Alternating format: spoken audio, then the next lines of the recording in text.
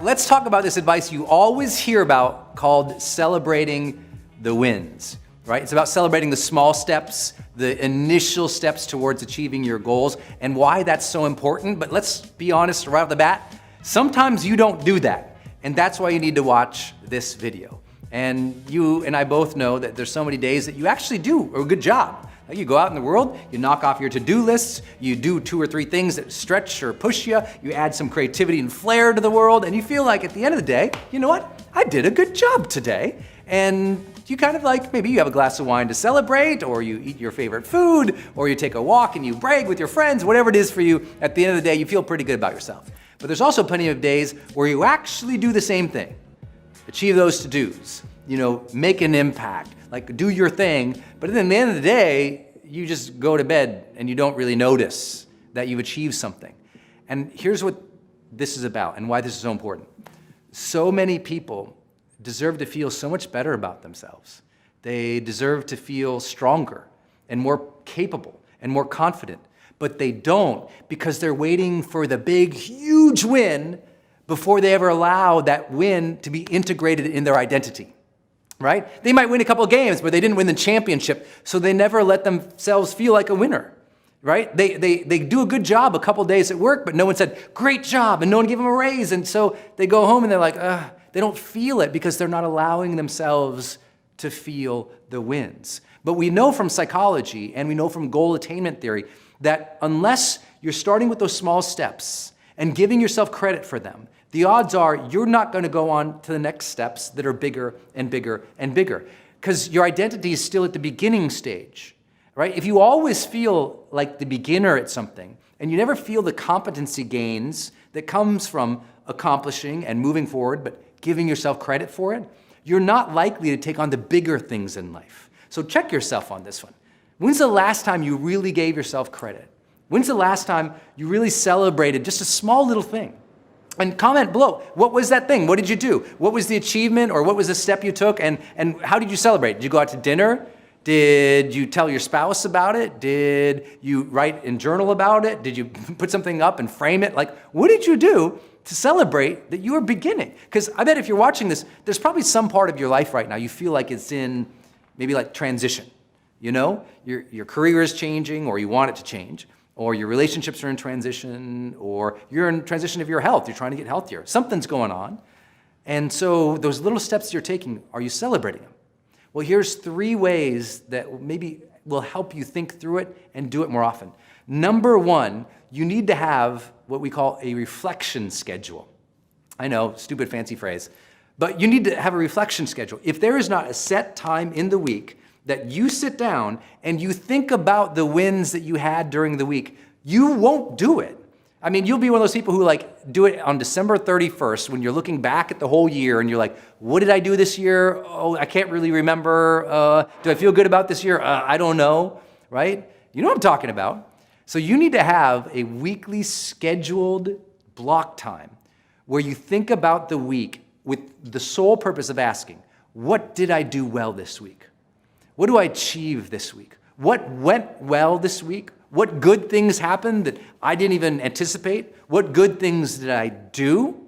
How can I feel good about something that happened this week? What could I notice that happened that brought me joy or brought me fulfillment or brought me a sense of accomplishment or even just made me feel more connected? You need to have that weekly scheduled reflection time. I'll tell you, it's one of the most important parts of the confidence that I've gained in my own life because I wasn't a super confident kid. I kind of had to fake my way into it by just revving myself up and doing a lot of things that, personally, like motivational guys talk about, like rah-rah stuff. But we all know that's like a Band-Aid. At some point, we have to integrate our accomplishments and achievements into our identity if we're going to feel stronger. So when's your time going to be? For me, it's every Sunday night. Every Sunday night, I look back at the previous week and I ask myself about 10 questions, very similar to what I asked you. What happened that was great this week? How can I feel good about something? What can I notice that I appreciated? What small step did I take that, maybe it didn't get a big win, or maybe it didn't get appreciated, but it moved me forward. Even if it was just a little tiny thing, even if it was just sending an email, even if it was just making a call, what small steps did I make this week that are going to make me better next week? What small steps did I take this week that will help me continue climbing the mountain towards my highest ideals? What small steps did I take that I can celebrate? If I don't ask that question every Sunday, it just doesn't happen. So please start your reflection practice every week. That's my first idea. Second big idea, allow yourself to actually feel the win. And I know it sounds like the first tip, but it's very different. A lot of people, they'll journal, they'll write down a list. Yeah, I did this. And the reflection schedule becomes like a to-do list for them. Yep, I did, yep. And they just write down a list. Look, you have to relive it and feel it and integrate it if it's really going to generate confidence for you. So when you're doing your reflection schedule, or even at the end of each night, if you just want to sit there, close your eyes, think about something great you did that day, a small step you took that day, and then just allow it, that heartfelt, that deep connection of satisfaction or engagement that comes with recognizing yourself.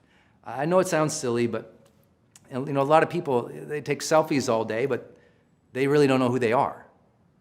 And that happens because they're not connecting with the feelings of life, right? They're all surface level all the time. Quick, take picture, selfie, and they're demonstrating something in the world, but they really don't even understand their internal world. And it's your time to get a better connection with your internal world. And one way to do that is allow yourself to feel those small little steps and wins. Like literally feel it. Like, I know it sounds silly, but I'm so proud of the stupid things that I do. Like right now, we're live on Instagram as I'm filming this, right? I have no idea how that's going. At the end of the day, I'm like, we went live on Instagram. How cool is that? Even if it's a total disaster and people call me horrible names, I'll be like, but we did it. Little steps, and I'll allow myself to feel it. You've never met a kid who celebrates the dumbest little things like me, right? If you're ever around my wife or my family, we're so easily amused. We take so much joy in the smallest dumb little things, and I think that's what spurs on that curiosity and later that confidence in life. So allow yourself to really feel it. Connect with what you're doing again. Because a lot of people have a job they don't love, and they start disconnecting their feelings. A lot of people are in a relationship that maybe isn't as fulfilling as they had hoped to be at this stage of their life. So they disconnect. And we're so good, anytime a feeling comes up or we're unsure what to do, we turn to our phone so we can disconnect, or we turn on Netflix so we can disconnect. Reaching that next level of enjoyment in life is re-engaging, reconnecting, allowing the feeling to come back in again. And then I think my last big idea for you here on celebrating the small wins so you grow stronger is to share them. I cannot believe how many people who are amazing, I'll meet somebody and I'll ask them 5 or 6 questions and they're so not impressed with themselves, but they'll be like, yeah, I just survived cancer. Or, I just started my own business, and they don't think it's a big deal. I want you to learn to share what you're doing in your life with real enthusiasm. That's how you're really sharing the wins. That's how you're feeling the wins. That's how you're celebrating the wins. Share it with enthusiasm. Many of y'all know I've been blessed to work with Paulo Coelho. He wrote the book called The Alchemist and 11 other international mega bestsellers, right? I don't even know, Paulo's over 20 million fans on Facebook, and just one of the great writers of our time. An extraordinary guy. I love him. And one of the things I remember him telling me on the phone was, when I started working with him, he said, Brendon, what I love about Americans and about the United States is you're allowed to celebrate your successes with other people. That was a big motorbike. You're allowed to celebrate those successes with other people and not look like you're bragging or overly proud. And I know that's not the same in cultures around the world, but cultures around the world need to catch up with that truth, that sometimes in sharing what we're doing with enthusiasm, we feel better about life. We feel more engaged with you. Look, if I can't celebrate my wins with you, if I have to like minimize myself around you all the time, that's not a real relationship. That's lying, right? If you're not telling other people what you're proud of in your life, what you've accomplished and what you've achieved, not so that you can brag, but to share your real life, then you're not playing the game of life really well. You're so scared of other people's judgments and you're so scared that they're gonna think you're something, and you're minimizing yourself. You're never gonna get far in life by minimizing yourself, right? Take pride and joy in what you've accomplished and achieved. Share with enthusiasm. I share the dumbest little things that I do with my audiences. I'll be on stage and literally in front of thousands of people, and I'll say something on stage, and I thought that was so great, and I'll say, what? That was really great, right? And the audience is like, oh yeah, and they get enthusiastic too, because I'm enthusiastic. Be more enthusiastic about your life. Share what you're doing. Share those to-do lists you're checking off. Share those accomplishments and the achievements, and you'll feel so much more connected with your life, which you deserve to be. I hope that helps you thinking about this topic. It's time to celebrate the small wins. Set up your schedule. Remember to feel it, and then to share it. And now, suddenly, celebrating those small wins becomes part of your practice. You feel your life turn back on, and you'll notice every single day that you're more likely to try the harder things because you celebrated the smaller things. How do you turn the feeling of defeat into a success mindset? Those days you get disappointed, you get sad, you get upset, someone makes fun of you, and all of a sudden all of your motivation and your focus and your drive drains out with the disappointment. How do you turn it around? If you went for that big project and you failed, it didn't work out. You put the video out, nobody watched it. You did what you've been trying to do, but you just didn't get the accolades or the rewards, and now you feel defeated, and like tomorrow you're kind of like, screw it, why even try? We've got to learn how to change that mindset around so we can have some more resiliency and motivation so that we can keep at it in our dreams. But the question is, how? That's what this episode is about. The first thing you have to remember, as soon as defeat strikes, and it will, if you're chasing big missions, big purposes, things that really matter to you, you're gonna have down days, you're gonna have bad days. Allow that. Everybody wants to be so Pollyannish or super positive and say, oh, there is no defeat, there is no failure. Oh no, there's failure. I mean, there really is. And we should stop pretending that people don't fall on their face and feel bad and have bad days. Allow it. When you have a bad day, allow that moment to say, you know what? Yeah, this isn't the way I wanted it to go. And then immediately shift into learning. Disappointment immediately goes away as soon as you shift into learning. So your question is, first allow it, say, okay, I am disappointed. I have higher standards. I wanted it to go better. But instead of now keep focusing on those things where you beat yourself up and beat yourself and beat yourself up, you say to yourself, okay, what's 3 things I learned? Go. And start focusing on what you learned. Specifically, when you get defeated in your life, I want you to start analyzing what defeated you, but instead of saying, I did bad here and bad here and bad here, turn it into a question about, first, what did I learn about myself? Second, what did I learn about other people? Third, what did I learn about the world? Fourth, what can I do about it? That's how you deal with the disappointments. What did I learn about myself? What did I learn about other people? What did I learn about the world? And what can I do now? That focus to those 4 questions from any disappointment or defeat will help charge you up because you'll be focused more on the lessons and what you can do next. The second big idea when you have a defeat is this.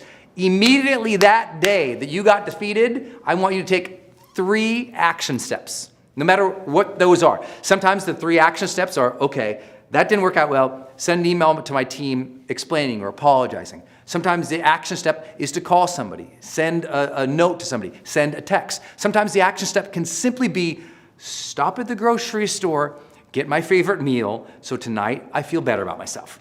Whatever it is, just make sure as soon as the disappointment happens, you set 3 goals that very day and do them. One of those goals can be meditate and think about it. Another goal can be take a long walk. Another goal can be let's exercise. Another goal can be call a friend, go out to coffee. I don't care what it is, my friend. But you need those goals and you need to do them immediate.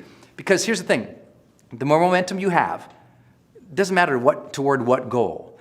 The more momentum you have, the more motivation you'll feel. And that motivation can often wipe out that feeling of disappointment and move you forward. And then the third big idea, when you get defeated, stop focusing so much on yourself. I know it's easy to stew in your own hurt or your anger, your disappointment, but instead, start thinking about that very next day, how can I rise to another level of service? That's the question I want you to ask the next day. When you wake up that next day after disappointment, say, you know what? Today, I have the opportunity to serve. Let me do it with full joy and heart. Let me challenge myself this day. Yes, yesterday wasn't what I wanted to be, but this day, I'm going to challenge myself again to serve with full joy and full heart. If you can do these simple things, I know they're just internal dialogues I'm talking about. You're really just looking at the disappointment or the defeat and saying, okay, what did I learn about myself, other people, and the world, and what can I do? You're really just saying, okay, what are 3 steps I can take today to get some more momentum back? And you're really just waking up the next day and saying, hey, how can I serve even better today? That might sound so simplistic, but most people don't do those things. They keep stewing over and over and over on the hurt and the angst and the stress, and so they never break free. If you can ask a different quality of question, you can live a different quality of life and overcome those disappointments. So try that next time you feel down or defeated, and you'll start to experience and live what we call the charged life. One of my favorite discussion points is talking with people about whether or not they're setting boundaries in their life and whether or not they're overcommitting themselves. And I'll bet if you think about the times when you've been craziest in your life and meanest to people or upset about things, it's because basically you failed to protect your territory. You got in a place where you felt like you had to say yes to everybody. I don't know if you've ever been a people pleaser. I was a people pleaser early in my career. People would ask me for things. Brendon, I like your book. Could you write an article for this thing and this thing and this thing and this blog and this blog and this blog? Could I interview you for this? Yeah. And everything was yes. And then suddenly I felt one day off path. I was saying yes to everybody's requests, but I wasn't saying yes to what I felt my real purpose was. And I know that sometimes it's easy to get pulled away from what we really want to focus on because, we have family, we have friends, we've got business, we've got a lifestyle to maintain. But the challenge is the more you allow everyone to encroach on your day or what you desire of life or what your plan or your purpose is, the more you're likely to do it again the next day, the next day, the next day. Because, we often get in a habit of giving ourselves over to people. And at some point, we feel like we lost ourselves. And so if you've ever been in that place before, this is a good time to say, gosh, if I want more sanity in my life, I'm going to have to start to say no. And saying no is not a negative thing. Because right now, if that's been your association, you think, oh, if I say no, people get mad at me, people feel disappointed, they reject me. And whatever has happened for you that you've built up saying no is a negative thing, I'm here to help reframe it. Saying no and setting boundaries is the most positive thing you could start doing for your sanity ever, period. Because guess what? If you protect your sanity, you protect your day, you protect your life, you protect your purpose, then when you deal with people, you're not angry at them. I mean, think about it. Is there some people that when they come around, you're just like, you get upset about because you know they're going to ask you for something and you know you're going to say yes, even though you want to tear your hair out? Well, that's not their fault. They're conditioned to ask you, and you said yes so many times, and they just keep taking and taking and taking. And now you probably have some bitterness or anger towards that person. And the only way to get it back, to release that anger, to release that bitterness, is to get your day back, to get your plan back, to get your desires back. I'm not pretending it's easy. I mean, we all struggle with balance. But this struggle that we have that saying no is negative has to be reframed. And here's the thing. If you can learn to say no more often to the wrong things, you'll start feeling better about life and you'll start pursuing the right things. Because a lot of people say, my life feels so derailed. I don't feel like I have anything I want. I often say, do you feel like you're a giving person? And they'll say, well, yeah, I'm a very giving person. I said, do you feel like you've given over your life's agenda to other people? You wake up, you check your inbox and you reply to everybody else, but you never do your work. Or, the kids need all these things and you do all those things, but you forgot that one thing you wanted to do for yourself that day. And you did have time for it, but you just forgot because you're so used to serving. Well, it's time to set some boundaries. And it's vital that you do that for your own sanity, but also for your energy in those relationships. Because what I want for you, and I want for everybody, I want them to feel, when they see somebody, engaged, excited, and relaxed about seeing them, not bitter or upset. So here's how you do it. Setting boundaries. First thing, this is gonna be so hard for you, you're just going to start to say no. It's the hardest thing ever. And here's why I tell people this. Just say no. Automatically to almost anything that comes to you. You don't actually have to say no to the person or actually reply no. Just in your mind, when something comes in like that, just go, nope. And then justify, why would you say no? Come up with a reason. Well, I would say no because I have these other things that I want to focus on. If your first answer is no, your logic kicks in. You start building some reasoning about why it makes sense that that should be no. And you should be allowed to do what you do. It's super hard, I know. But if you make that first move, it's a no. Now let me think about why it's a no. And then convince yourself that from now on, you have to persuade yourself into a yes. Not them, you. So if it's a no first, now you got to change your mind. And as you know, changing your mind is sometimes hard. So if your first frame is it's a no, and then you have to explain to yourself why it would be a yes, you start to get an incredible amount of clarity about what is right for you and what is wrong with you. And then from there, it's straight up courage and bravery in protecting your day and your dream and your purpose and your mission and your family and your free time. It's just the bravery of now saying to someone, you know what, I'm sorry I have to pass on that because I know you're just coming to me with this now, but I've actually had other plans that have been laid down long ago. And if I don't follow those, then it's being disrespectful to other people. So I know it feels bad that I have to say no to you now, but otherwise, I'm cutting you in front of other people who they're just like you. I love them too. And I can't do that to them. So I have to stick to this, and I apologize, but I have to say no. That's it. Now, the challenge in all of that is you're gonna get pouters, you're gonna get complainers, you're gonna get people who keep pushing and pushing and pushing. And now it's just a question of your character. How much at this point in your life are you going to stick to what you know to be right for yourself?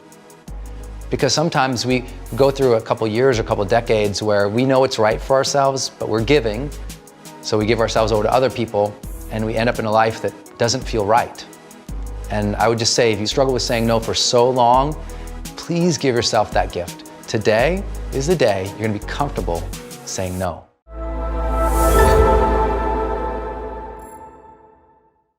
You've probably seen me online talking about motivation and specifically how to spark it, right? You gotta have that ambition, that dream, that desire, and you have to have that expectancy, that confidence that you can make it happen.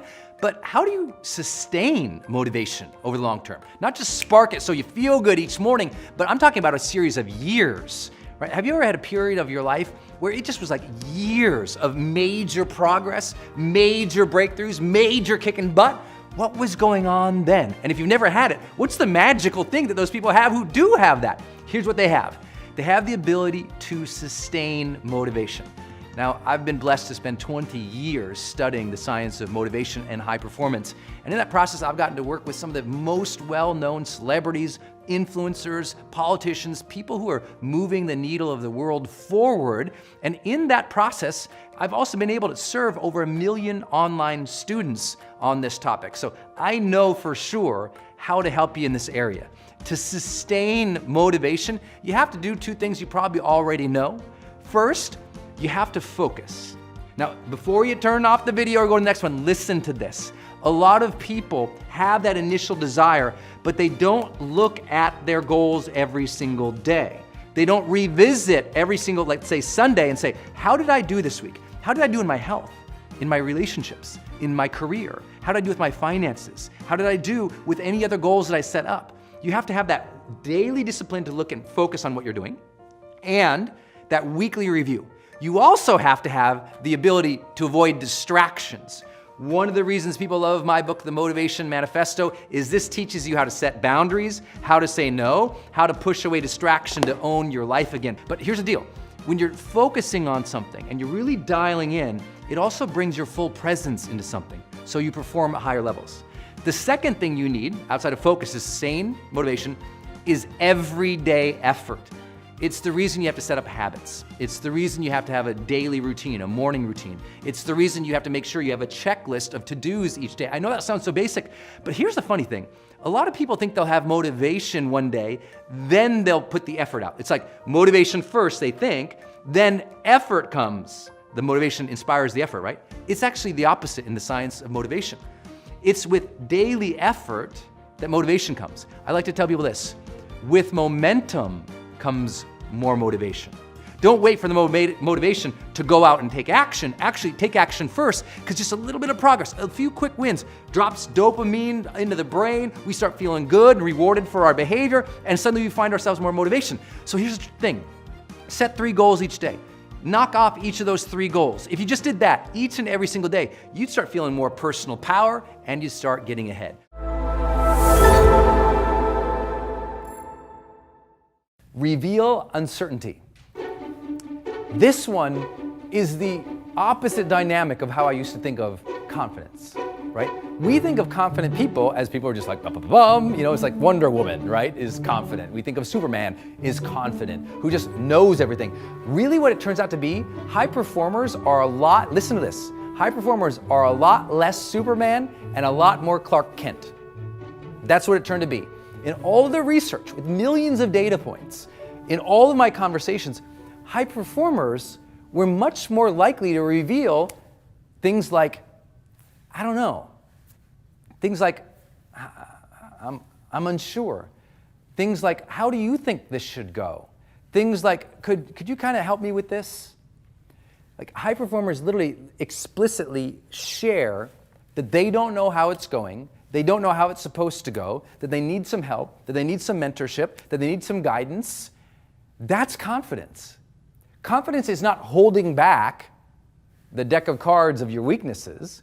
Confidence is a comfort with vulnerability.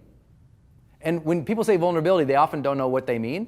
When we're talking about vulnerability, specifically related to confidence and high performance, like measurable outcomes, the thing that we can measure and see is that high performers in group meetings, in team meetings, in social situations, more often share their insecurity. They more often say, I don't know how this is supposed to go. Or, you know, they'll be the person, you know, at that fruit punch bowl who says, you know, I don't really know anybody here. I don't really know how to start to meet some of these people. Could you introduce me to somebody? And that's how they handle the social networking, where they're awkward. They instead of just sitting back at the punch bowl, drowning their sorrows and feeling bad about themselves, they engage the person next to them and say, hey, you know what? I feel kind of awkward here. I don't know a lot of people. Could you introduce me? That's how high performers are handling these little situations in life. They're not the most confident person in the meeting who goes, I know everything here. They're the most confident going, you know what? I don't know this. Here's my question. What do you guys think? And that is how you lead confidently. You reveal that you don't know everything. Saying I don't know is power, not weakness. But you've been trying to do too many things on your own. And that's one reason you don't have the confidence you deserve at this stage of your life. Because see, I didn't want to start with my definition of confidence for you, because I want you to be thinking about it, but I'd like to share it now that we've talked about defining and measuring it. The way I look at confidence is I think the confidence that matters the most is the confidence in one's belief in our ability to figure things out. That's what I believe confidence to be. Do I believe in my ability to figure things out? Not, do I know things? Because it's not always true. There's a lot of things I don't know.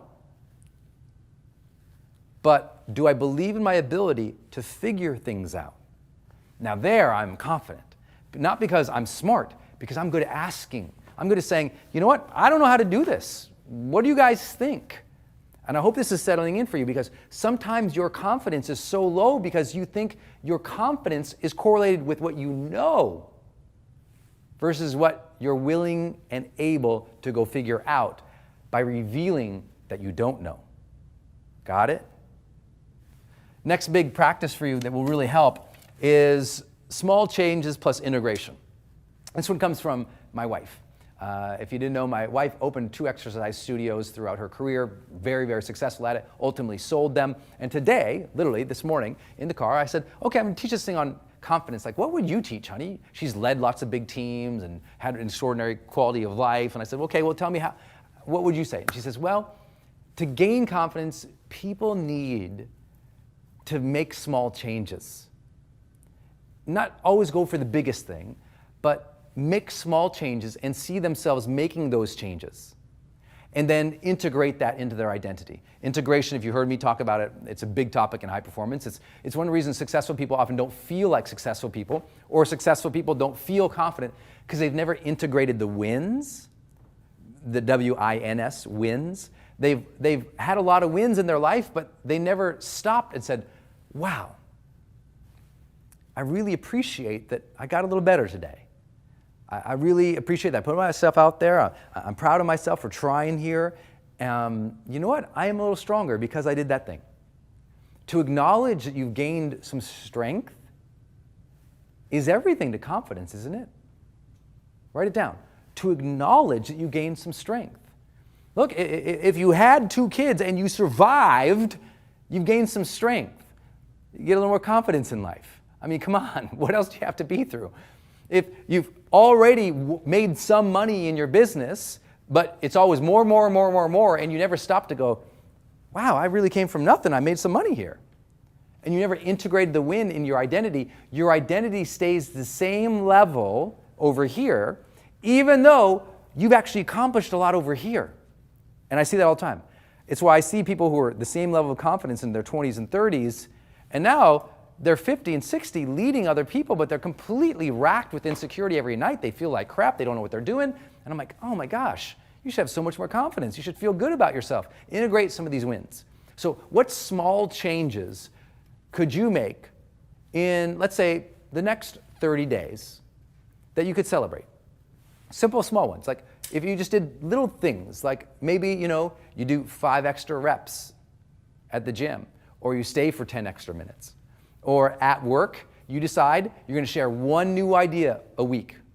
You don't have to change the world. You don't have to innovate the world. You don't have to take us to Mars. You just say, okay, at work, I'm going to share 1 more idea every week at work, and I'm going to celebrate that every time I do it each week. By the end of the week, or by the end of the month, I've shared 4 brand new ideas. Those are small. That's small. You can do that. It's small. It's one thing. Little things.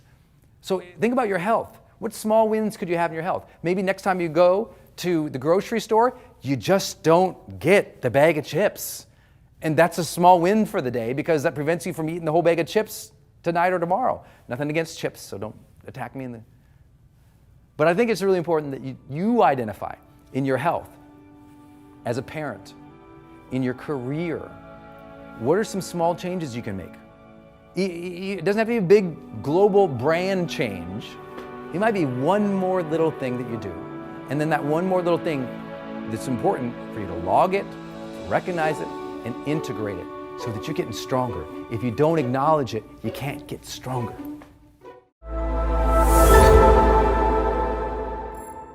Hey my friends, it's Brendon Burchard. I hope you are having a spectacular day today. I am thrilled to be with you and to really discuss and dive deep into how do you have that comeback story in your life. If you've been down, you've been out, you've been frustrated, you've been challenged, people have been doubting you, you've doubted yourself, you feel like you failed, you feel like you struggled, you feel like you're not breaking through or activating your full potential. Bam! Do not wait until X happens for you to start changing your behavior, changing your lifestyle, changing your habits, and starting this new chapter. Do not wait. Many of you are in a wait story. You're in a waiting pattern. I want you to think about this. You're like, oh, no, soon as the kids leave, Brendon. Once the kids leave, yeah. Then we can be happy once the kids leave. Things will be good. We're just going to wait. No. It's time to start living your life each day. I had this friend of mine recently. It's kind of funny, literally, a person who's been, someone I've been coaching at a high level for multiple years in our Certified High Performance Coaching Program. And this person literally said to me on a coaching call this last week, said, oh yeah, Brendon, I've been waiting change my diet here. I'm going to do that, but I'm going to wait till after rehab. Literally said, I'm going to wait until after rehab. I'm like, what? No, but that's how, and you all, I know I hope you think that's as funny as I do, but listen, it's just as silly for you to be telling yourself, well, I'll wait until I feel better one day. I'll wait until one day, the kids leave. I'll wait until I'm rich. I'll wait until we get the new house. I'll wait until we start the new job. I'll wait until we move to the new city. I'll wait until she finally says yes. I'll wait until he finally approves. I'll wait until I finally feel like it. Do not wait until. Tomorrow is the beginning of the new chapter. Because the new chapter always begins with a new way of thinking, doesn't it? It starts with a new way of being in the world, new habits. And you don't have to wait for people to understand you. You don't have to wait for anybody to give you permission or approval. Like, you have to accept it's on you. That's where this begins. The comeback story happens when you go, it's on me, it's my choice, here we go. Tomorrow I'm going to start speaking to myself in healthier ways. Tomorrow I'm going to start eating healthier. Tomorrow I'm going to start working out more. Tomorrow I'm going to protect my time more. Tomorrow I'm going to value my wellness more. Tomorrow I'm going to do my art more. Tomorrow I'm going to be happier and more connected. It's a choice. It's a choice for you. It's a choice for you. Got it? Like, at some point you have to go, I don't have to wait anymore. Some of you are waiting until you earn something, or you're certified at this, or you get promoted to that. And what I'd love for you to do in your own honesty today is ask, where have you been waiting? Like, what's that thing you're like, well, I'll do that someday. Because listen, the more that you are waiting on, the more that restlessness inside is activating. The more that you're waiting on, the things that you know you need to be or do or create or move towards, the more of those, they stack up an internal dislike. You start feeling like your psychology goes, well, I want these things, I know they're important to me, but I'm not acting towards them. And what it does is it erodes your self-trust. Do you know why so many people say in the chapters of discouragement versus starting the comeback story? Because they're still living in self-distrust. And a lot of that self-distrust isn't because they're a bad person. It's because there's a part of them that's waiting. And their mind and their body in the background is saying, hey, Brendon, do these things. And my mind goes, I know those are good things, and those are the right things. But I feel bad about myself today.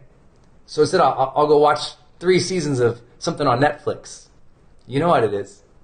I know those are the right things to do, or that's the right way for me to behave, but I'm going to wait until she's better.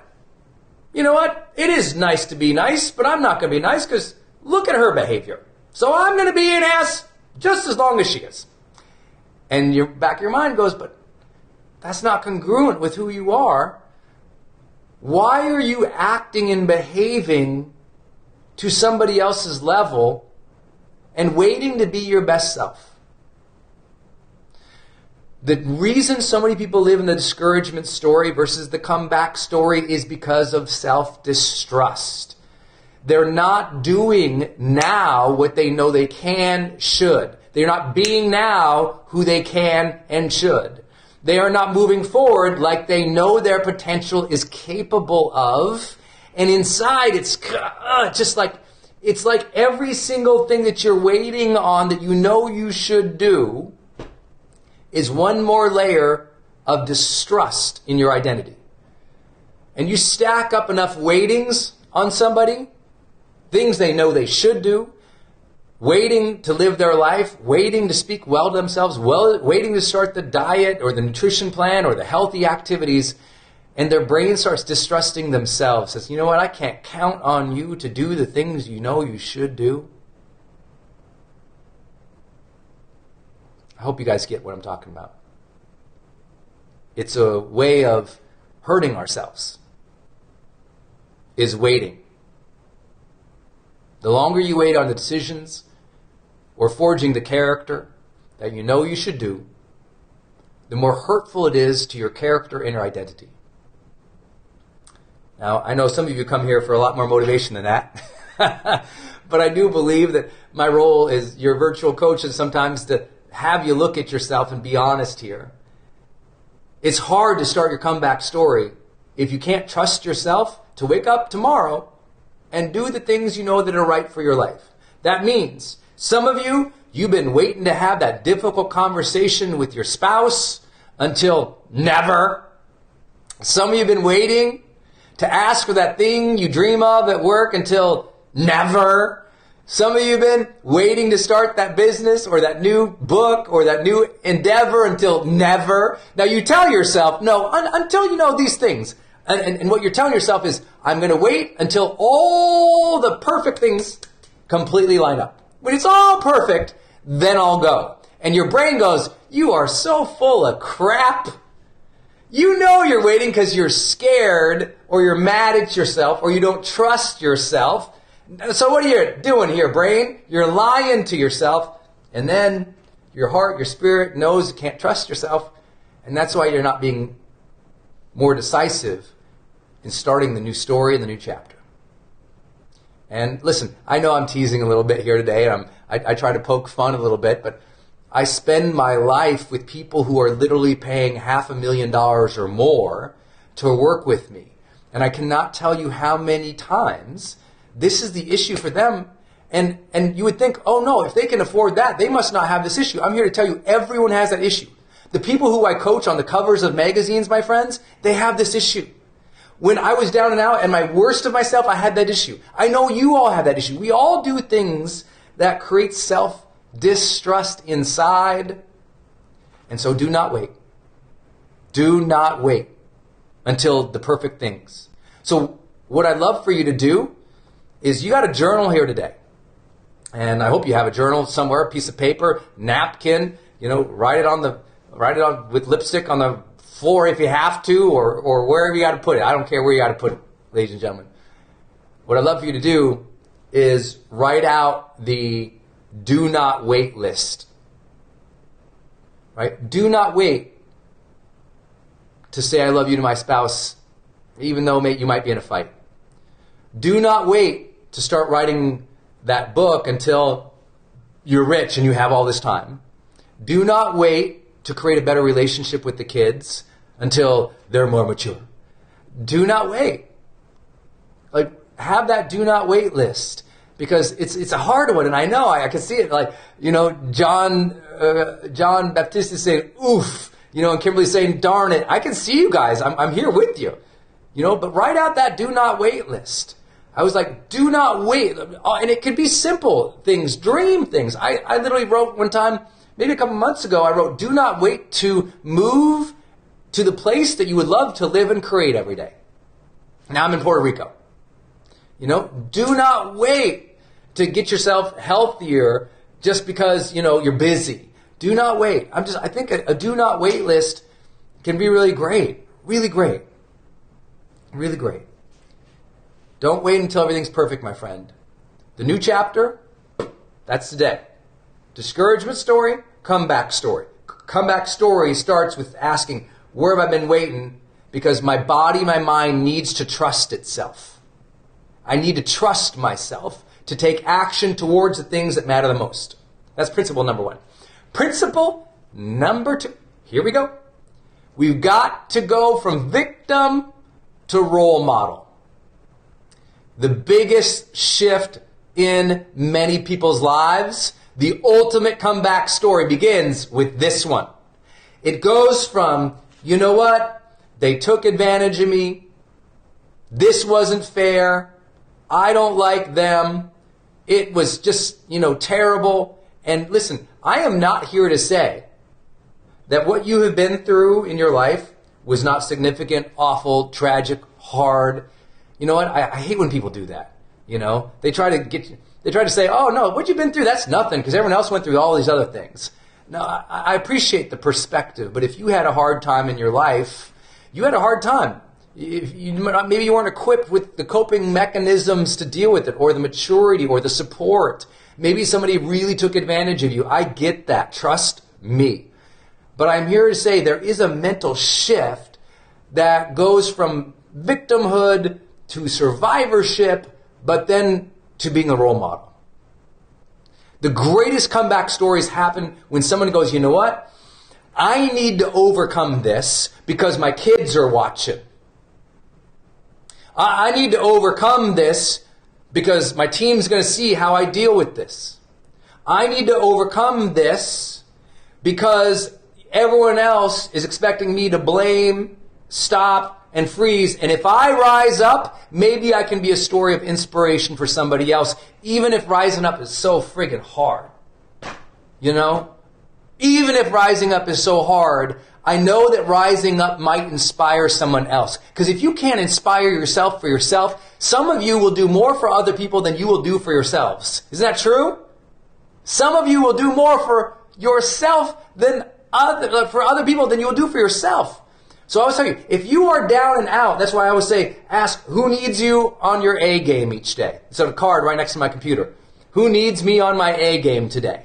Because I will do more for other people to serve other people than sometimes I will. I can be very, believe it, people are like, wait, Brendon, did you just say he can be lazy? I'm like, I can totally be lazy. I'm from Montana. I can chill out on the mountain or on the lake or in the river with a fly pole all day happily. All right, I'm good at chilling. But I also know that many people don't make a turn in their life. They don't realize that if they could overcome it, they could inspire people. You know, it was one of the things that kept me going when I had the brain injury. I know we got a lot of new people here, but in 2011, I wrecked a four-wheeler, an ATV. And I wrecked it in such a way that I really damaged my body. I mean, if you ever see this big scar on my hand that some of you guys have seen, I got a big metal wrist going on right here like a bionic guy. I threw out my hip, dislocated my shoulder, cracked a couple ribs, and ended up with a brain injury. And to me, as I was going through that, I was so cognizant of the fact, I was like, you know what? Because there's so many days I couldn't control my emotions. I didn't have hope for the future. I couldn't even see the future anymore. My ability to look out far in the future was kind of gone. And it was like, oh man, it sucked. There were so many days I was super sad because my emotions were all over the place because of the injury. It was an awful experience. But there weren't too many days that I lost perspective in such a way that I never really forgot that, you know what, someday I'm going to have to explain that I had a brain injury, and I'm either going to go, gosh, I had it and my life still sucks, or I'm going to say, you know what, I had it and I did everything I could to come through, even a physical limitation like that. And it's not in any way making myself, the hero of the story, because some of the people who inspire me the most, I have a friend who, literally cannot walk, lost use of both of his legs in war.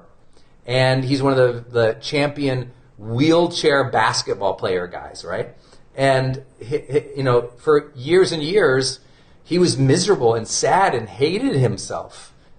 And obviously, to lose the ability to walk, to become paralyzed. But he just said, you know what? I'm not going to be the person who goes through this and gives up on life.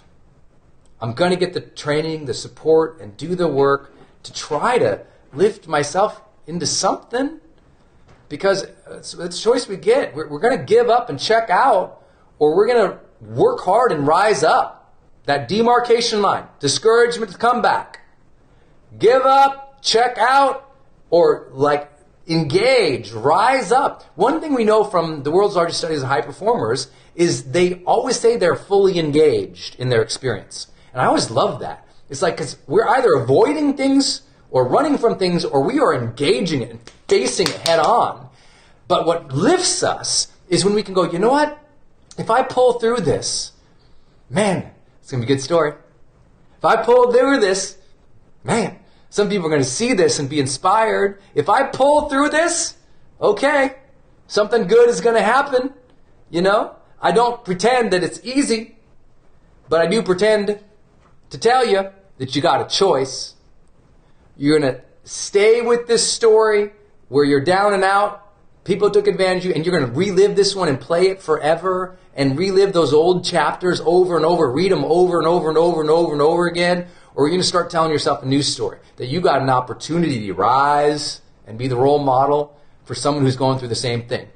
I'm not the only one who ever went through a brain injury, so I hope that my efforts to recover, to do the hard work over that 2.5-year period can inspire some people to say, hey, you know what? Maybe I don't just have to accept where my mind, body, and brain are. I can rehab, I can change. And I've always been inspired by people who did that. I really do believe that. I really do believe that. I will also say that the role model mindset is integral to the highest level of success. Not just the comeback story. Let's go to the end chapters, right? The very end chapters of life. When you look back at life, we know that high performers view themselves as role model. And if you view yourself as a role model, even if today you suck, but you start adopting the role model mindset, like how would I behave if I was a role model right now? What would I be saying to myself? How would I treat other people? What would I do? Even if when you just are starting or you are down and out, you can step into the role model mindset. Step into the mindset that says, the way I live my life can serve as an example. The way I live my life can serve as an example. The way I live my life can serve as an example. And if I can step into that, then just maybe I'll work a little harder to change. Because you'll do more for other people than sometimes you'll do for yourself. This can be your day for personal growth. This can be that day you committed to and you remember and you go, that was the day I got myself a community. I got better coaches. I committed to making my life the absolute best that I could. This is that day. Make today your growth day. Click the button on this page and sign up right now.